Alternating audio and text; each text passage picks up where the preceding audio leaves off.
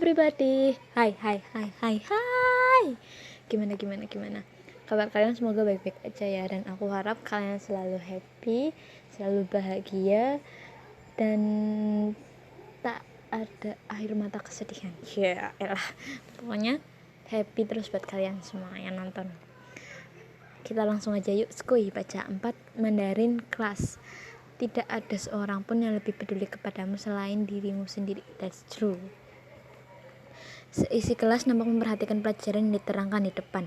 Saat ini pelajaran yang sedang berlangsung adalah bahasa Mandarin, di mana yang mengajar merupakan guru paling killer di TIS. Tentu tidak ada yang ingin mencari gara-gara dengan guru satu ini. Tapi sepertinya ini tidak berlaku untuk Lisi. Gadis itu terlihat santai memainkan ponselnya di bangkunya. Penuh saja tubuhnya ditutupi oleh keberadaan Junar yang duduk di sampingnya. Nota yang duduk di depannya. Jika tidak pasti, Yang Lucy sudah menyerang Lisi habis-habisan sejak tadi. Junar nampak menyimak materi yang diterangkan di depan dengan baik. Entah kesambet apa lelaki itu sehingga memiliki niat untuk belajar. Sekali ia menoleh ke arah Lisi, hanya sekedar ingin tahu gadis itu sedang melakukan apa. Tumben belajar, ucap Lisi tanpa menoleh ke arah Junar sedikit pun. Gadis itu nampak asik dengan ponselnya. Junar tersenyum tipis. Nggak tahu, pengen aja, ucap lelaki itu. Loh, pengen belajar? Lisi menoleh sejenak ke arah Junar. Awak bet. Emang gak boleh? Akhirnya fokus Junar teralih dari buku dan papan tulis menjadi ke arah Lisi. Lelaki itu sedikit memiringkan badannya sambil menatap Lisi dengan intens. Lisi balas menatap Junar. Gadis itu sama sekali tidak salah tingkah dengan tatapan intens yang ditujukan oleh Junar kepadanya. Dengan santai, Lisi menjawab, ya kagak ada yang larang sih, cuman bukan tipe lu banget, begitu ujar Lisi. Belajar-belajar gini mah kasih jadi urusannya Nota sama Tamara aja, lu jangan ikut-ikutan. Betul sekali, celotok Jaden berada di depan. Biar kita punya teman yang lebih bodoh dari kita, ya guys. Jaden sedikit menoleh ke arah Lisi. Lo bego, jangan ngajak-ngajak anjing, empat Lisi kesal. Saya sama orang bego gak boleh begitu, ujar Jaden. Junar tiba-tiba menyodorkan buku tulisnya ke hadapan Lisi. Gue nyatet yang penting-penting buat lo, biar nanti kalau lo tiba-tiba ditanyain, gue jadi bisa ngasih tahu, jelas Junar. Lisi menatap ke arah buku tulis milik Junar itu. Tulisan khas milik Junar langsung terpampang nyata di hadapan Lisi. Tulisan Junar memang seburuk itu sehingga Lisi sering menjulukinya dengan sebutan tulisan anak TK, dan tak jarang beberapa orang kewalahan membaca tulisan Junar, termasuk para guru. Jelek banget, bikin mata gue sakit. Lisi mengejar buku milik Junar itu. Yang penting lo ngerti kan sama tulisan gue, ucap Junar. Gak bisa apa nulis bagusan dikit, gak lulus TK lo, tunggu sedikit. Ya lo kan tahu ke tiap sekolah dilulusinnya pakai orang dalam, kata Junar dengan enteng. Lisi menggeleng-gelengkan kepala mendengar ucapan Junar. Hal itu bukan lagi sesuatu yang mengejutkan bagi Lisi, karena gadis itu pernah satu sekolah dengan Junar saat SMP, dan memang keluarga Junar menggunakan jalur dalam untuk meluluskan anaknya. Karena saking badungnya laki itu di sekolahnya sehingga perlu menyogok agar bisa dianggap lulus. Junar bahkan bisa bolos sampai 2 minggu berturut-turut dalam sebulan. Namun untungnya makin kesini Junar mulai rajin masuk sekolah. Apalagi ketika laki-laki itu semakin dekat dengan Lisi. Walaupun Junar hanya masuk sekolah untuk duduk di kelas tanpa ada niatan belajar, tetapi itu adalah suatu kemajuan bagi seorang Junar. Bahkan orang tua Junar sangat kaget ketika lelaki itu meminta agar didaftarkan di TIS, yang notabene-nya adalah sekolah terbaik di Jakarta. Sekolah yang peraturannya cukup ketat sehingga mengharuskan para muridnya untuk belajar secara sungguh-sungguh. Padahal Junar paling anti untuk masuk ke sekolah yang memiliki peraturan super ketat. Namun karena Lisi memilih masuk ke sekolah itu, alhasil Junar pun mau tidak mau ikutan mendaftar ke sana. Mungkin sudah menjadi rahasia umum bahwa Junar sejak dulu memiliki rasa pada Lisi. Hanya saja gadis itu sepertinya tidak mau tahu akan hal itu. Walaupun mereka berdua terlihat dekat, Lisi sama sekali tidak pernah membalas perasaan Junar. Lisi kembali menatap layar ponselnya. Saat ini ia hanya scrolling TikTok untuk menghibur diri. Dan tanpa disangka, Yang Lauzi berjalan ke arah bangku Lisi. Junar yang menyadari hal itu langsung menepuk-nepuk lengan Lisi. Apaan? Tanya Lisi tanpa minat. Saat itu juga Yang Lauzi langsung berdiri di hadapan Lisi. Pria itu terlihat melotot dengan posisi tangannya berada di belakang. Pintar sekali ya, ketus Yang Lauzi. Lisi mengangkat kepalanya dan mendapati Yang Lauzi tengah berdiri di hadapannya. Lauzi. Ketika Lisi berkata dengan nada yang terdengar santai sebelum melepas airpod yang sejak tadi bertengger di kedua telinganya, Lisi bersikap seolah tak peduli dengan guru killer yang sedang menatap marah ke arahnya. Kamu lagi buat masalah di kelas saya. Kenapa kamu tidak bisa tenang? Can we just talk with English please? Cause your bahasa is so fucking bad. Bisa kita bicara dengan bahasa Inggris karena bahasa Indonesia kamu sangat buruk. Dengar ucapan Lizzie membuat tawa satu kelas seketika pecah. Gila lo. Lizzie hanya tersenyum miring. Yang Lizzie yang merasa terhina pun tak tinggal diam. Pria itu membalas ucapan Lizzie dengan senyuman kemudian berkata, "Okay, because this is a Mandarin class, we can talk with Mandarin, no English, no bahasa. Can you?" Oke, karena sekarang adalah kelas Mandarin, kita bicara menggunakan bahasa Mandarin saja. Tidak ada bahasa Inggris, tidak ada bahasa Indonesia. Apakah kamu bisa? Yang Lizzie menatap Lizzie dengan ekspresi yang menentang. Seketika itu bibir Lizzie langsung terkatup rapat. Mana mungkin ia bisa bahasa Mandarin jika setiap pelajaran Lizzie, gadis itu selalu tak mendengarkan dengan baik. Mampus lu, Liz. Aduh. Celetuk chat ini sama anjing.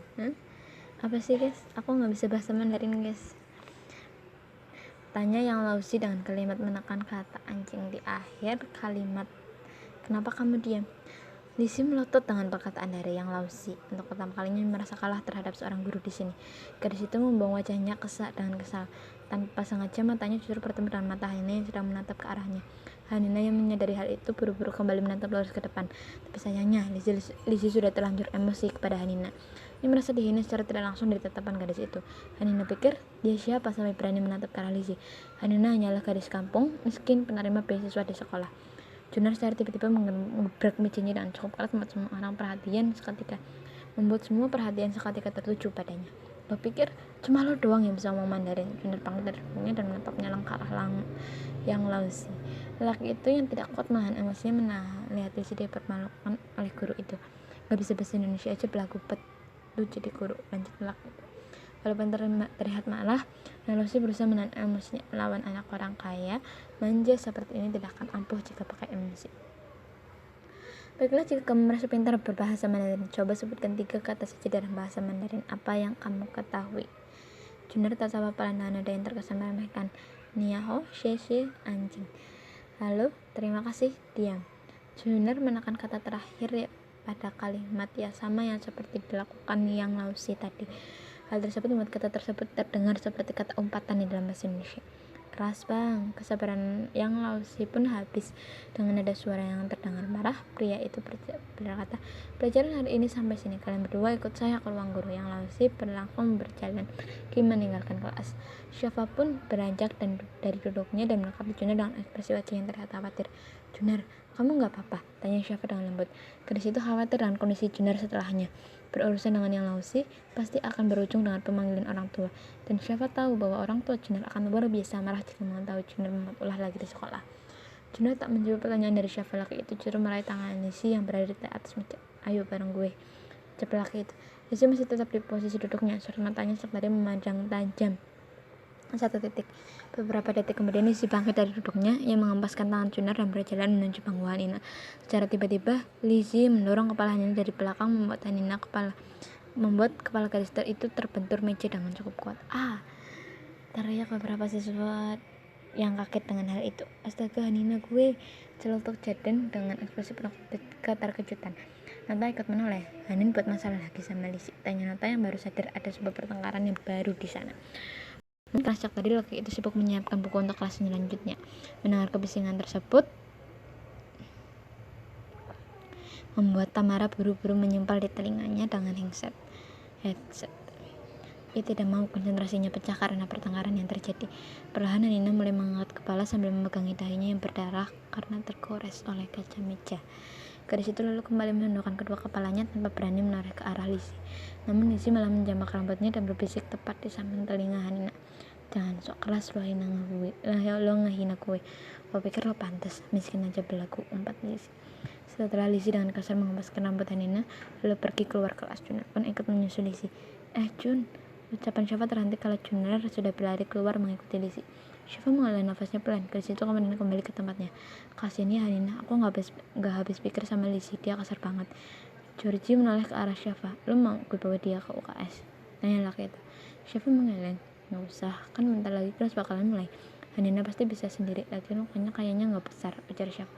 Dengan kataan Syafa telah membuat grogi, Georgie mengangguk dan melanjutkan kegiatan sebelumnya. Merasa keberadaan Lizzie telah Hanina hilang, Hanina berani mengangkat kepalanya. telapak tangannya sudah sejak tadi basah karena darah yang mengalir dari luka-luka di dahinya. Beberapa tetes darah sejak tadi mengotori meja dan seragamnya. Bahkan di saat seperti ini tak ada yang peduli kepadanya. Seisi kelas berlagak seolah-olah tak pernah melihat kejadian tersebut terjadi. Hanina akhirnya bangkit dari duduknya. Ia tidak bisa mengharapkan bantuan dari siapapun selain dirinya sendiri.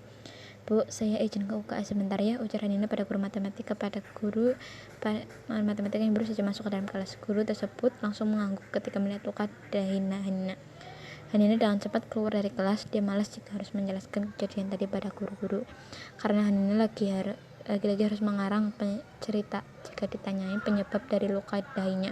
Bukannya dia tak mau, hanya saja gadis itu tak percaya dengan guru yang dibayar oleh para siswa kaya di sekolah ini. Hanina tak yakin jika guru itu akan memihak kepadanya.